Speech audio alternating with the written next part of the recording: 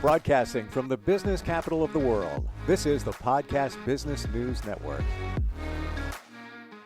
Welcome back, everybody. We're happy to talk with this gentleman. It's been a while. Finally reconnected with him, and he's done so much in his life and continues to do so. He's an accomplished architect in the New York City, New Jersey area. Also a tennis pro. Many different sides of this gentleman, and we're gonna center on architecture today and some interesting spins on that. Mr. John Riggio is back with us. Hey, John, how you doing today? Great. Hi, Steve. How's everything? Very well, very well. It's good to have you back here. Been a while. Everything going well? Yes, great. Thanks a lot. Yeah, I've been having podcasts. It's good to give you an update on a lot of things and talk about some new stories today. So, centering on architecture, the instruments that are used, the mindset that goes along with that, can we look at that for a moment? Yeah, I think one thing about architect work is very interesting.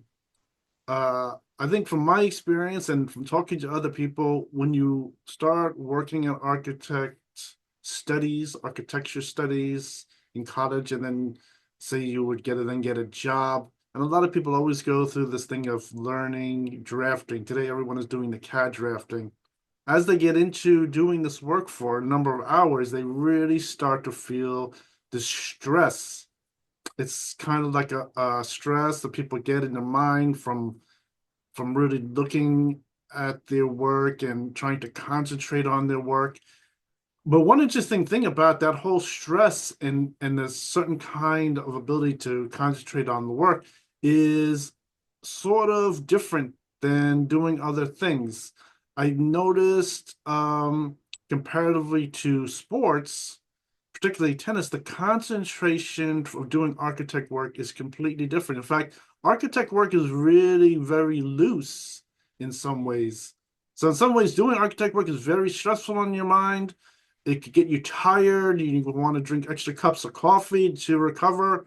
And some people listen to music also to free their mind up and sort of loosen their mind, and then they go back to studying architect work, architecture, doing drafting, and but the concentration for sports I noticed was very different, and probably for other things. I noticed one thing I did was when I moved to New Jersey, I tried something new. I went and took some lessons on playing the drums.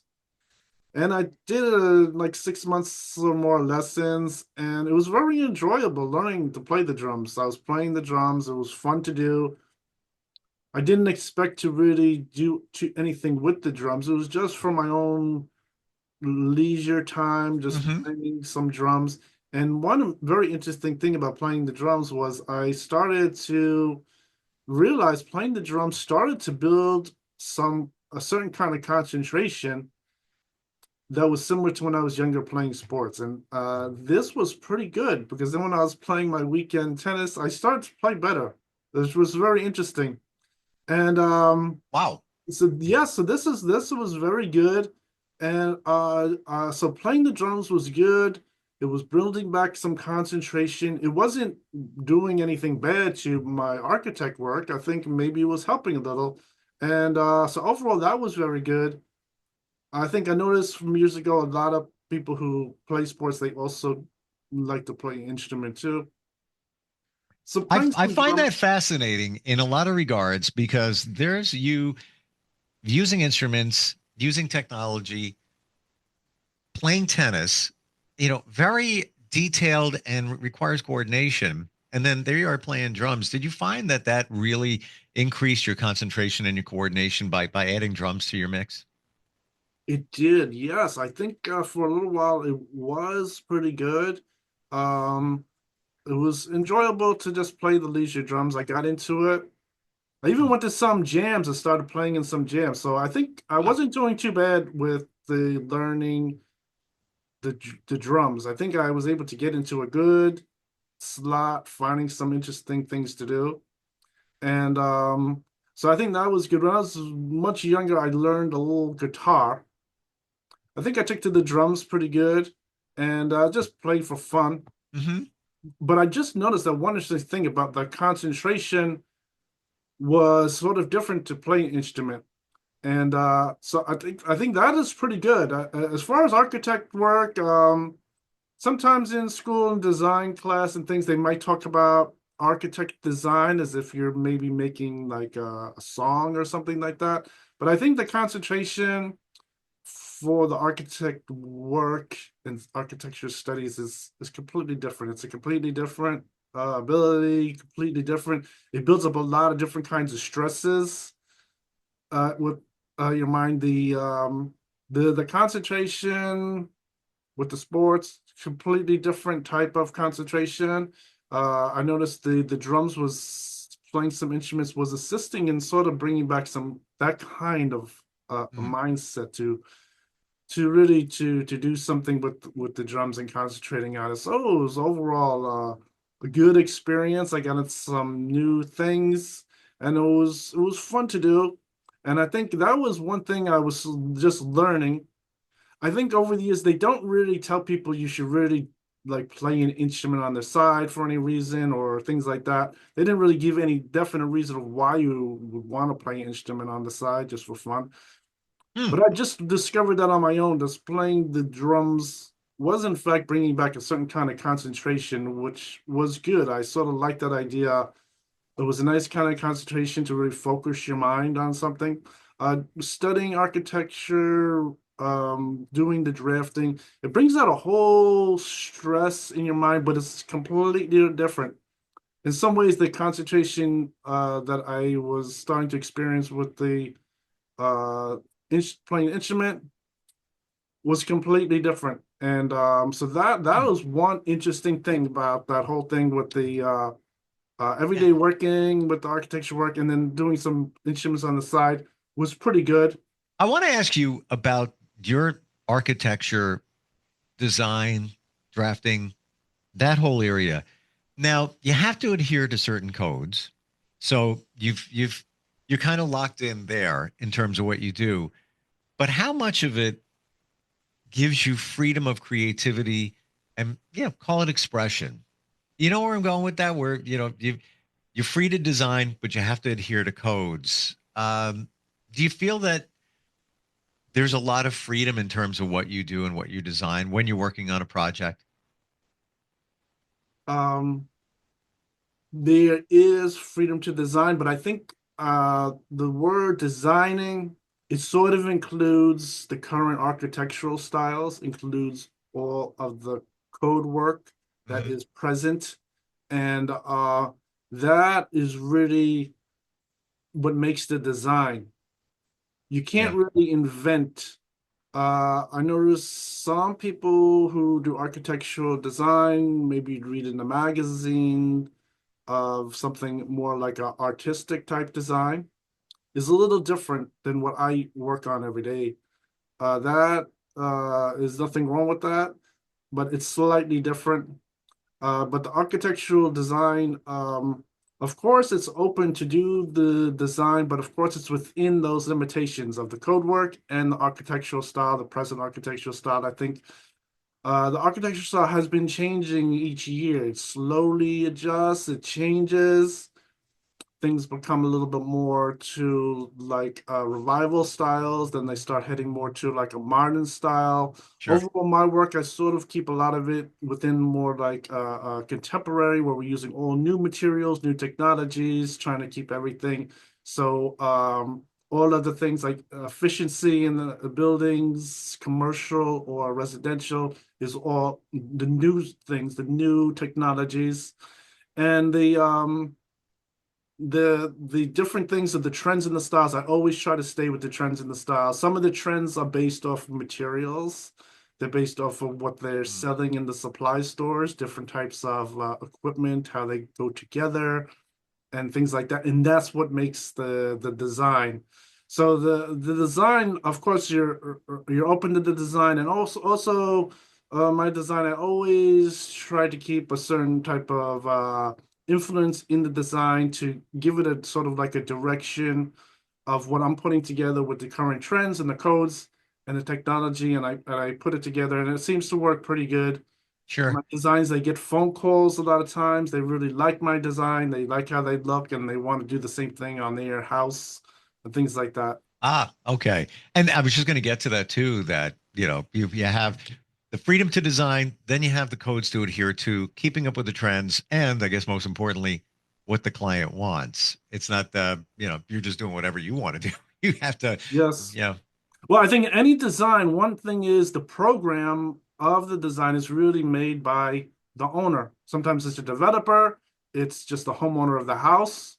That's usually called the program. And in the program, you put it together, Hmm. and then you have to apply the architectural style, the current codes, the current technology, and you put it together with what their ideas of the plan is, how many rooms they want. They want Jack and Jill bedrooms, the double height space is preferred, or things like that. And I take that program from the owner or the land developer, and I put it together into the initial design, and that's how we get going, and we start to develop the design from there. Wow.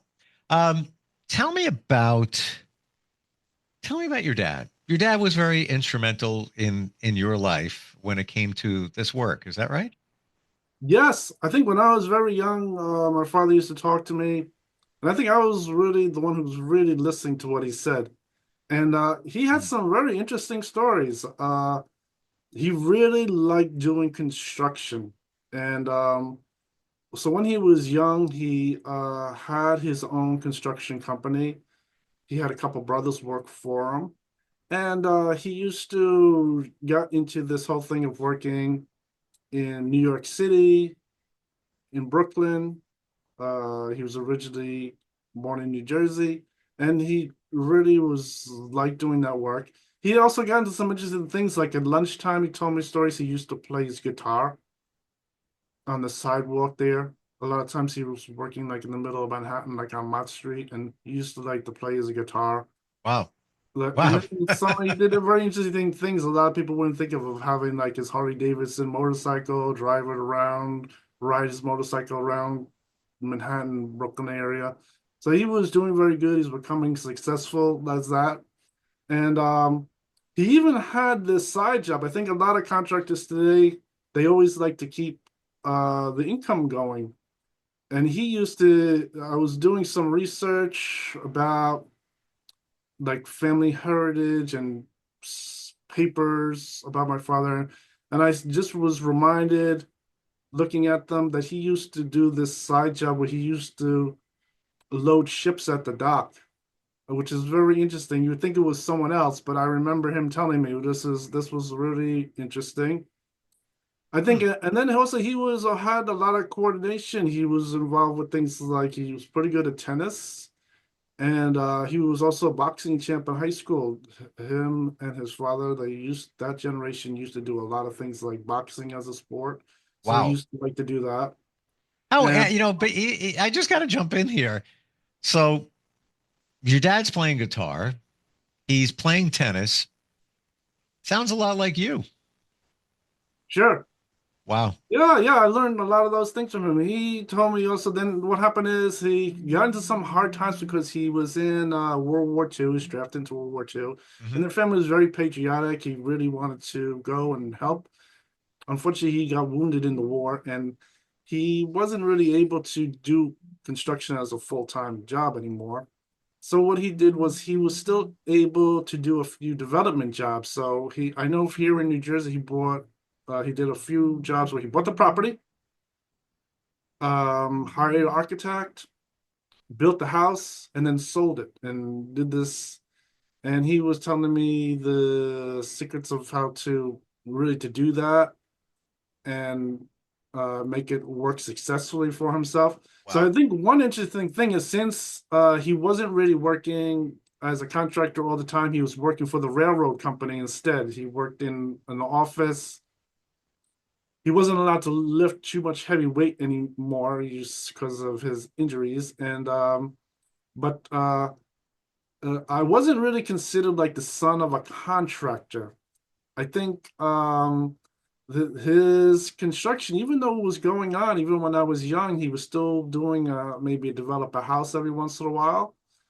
And but here, that whole thing of me really growing up as a son of the contractor wasn't there. And even when I was in architecture college and things like that, uh, that whole thing really wasn't present. And even after that, like going, getting my experience and things like that, I think most of people would think of me as just getting my direction in construction industry, doing the architectural design is really through academics, through the elementary school, which they recommended me to do this kind of work.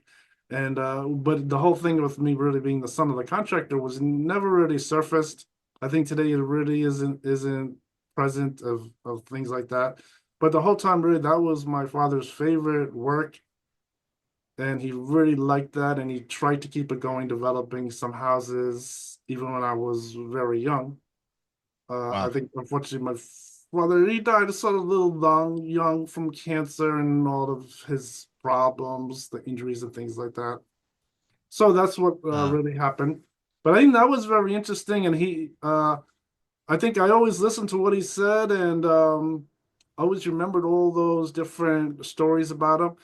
So that was always mm, very interesting. I wow. think the stories like that, he was a contractor, and like the son of the contractor is very interesting. It was sort of lost, and really it isn't really that really visible today. I'm still sort of working through the academics to go into school and things like that. So that was So very, very interesting. you mentioned something before we got on here, and I don't want to run out of time. We have a few minutes left. Paranormal activity involving structures or houses have presented themselves to you over the years. Can you tell us more about that? Well, in fact, I think with the my work in houses and things like that, there haven't been too many instances of paranormal. But what happened was when I was in college, they had me visit one of their locations that my college had. They had different buildings, different locations, and this was a new building that they had just bought. It was really used for people psychological problems. And what happened Oh, was wait a minute. I think I know what you're referring to because we're both from Long Island. over in Islip. Yes. I know exactly what you're talking about.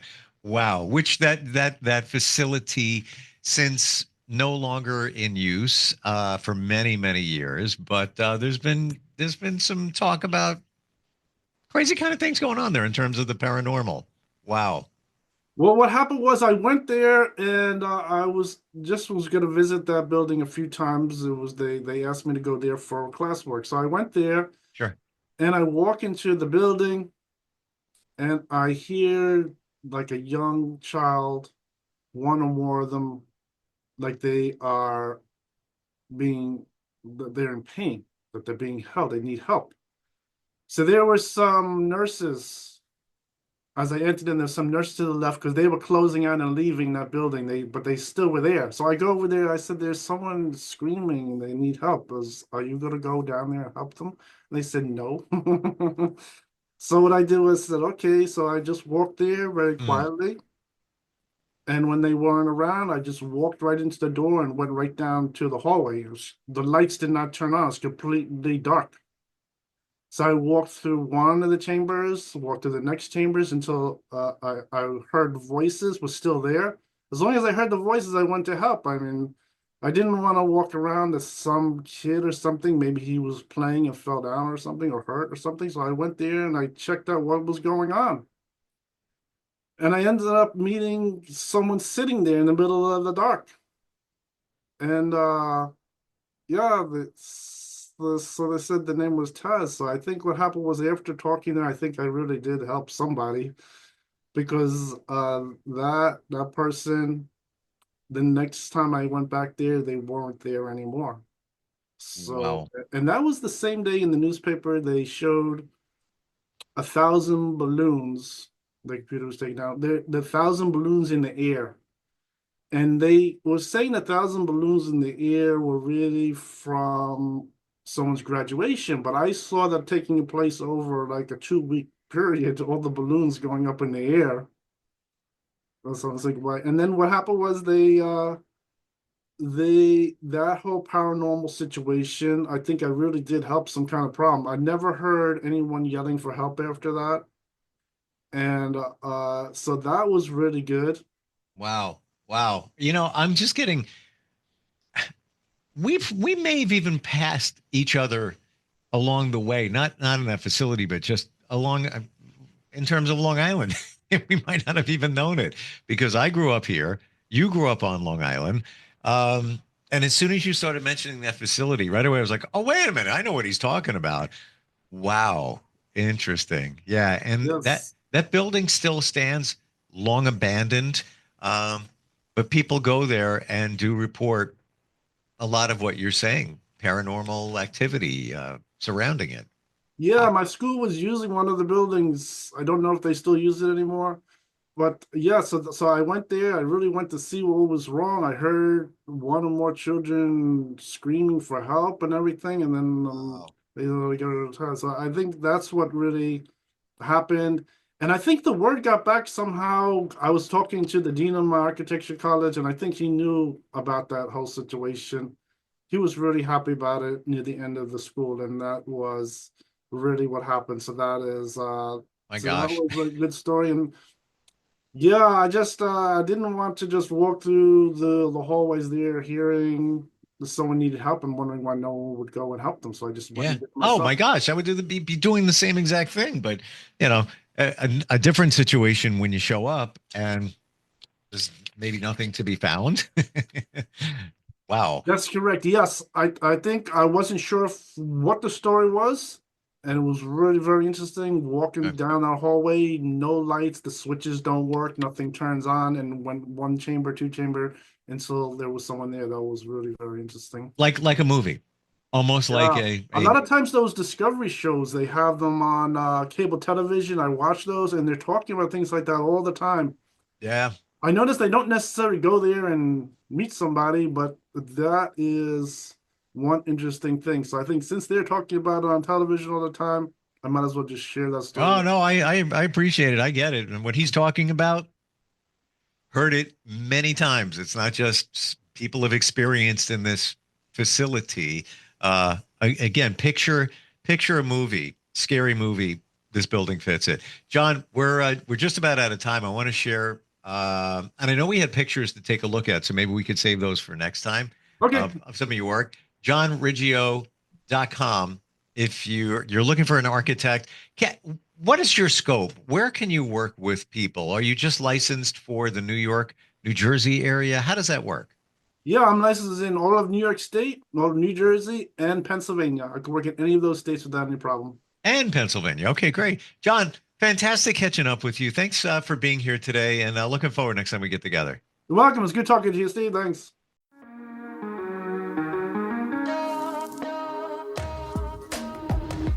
Broadcasting from the business capital of the world, this is the Podcast Business News Network.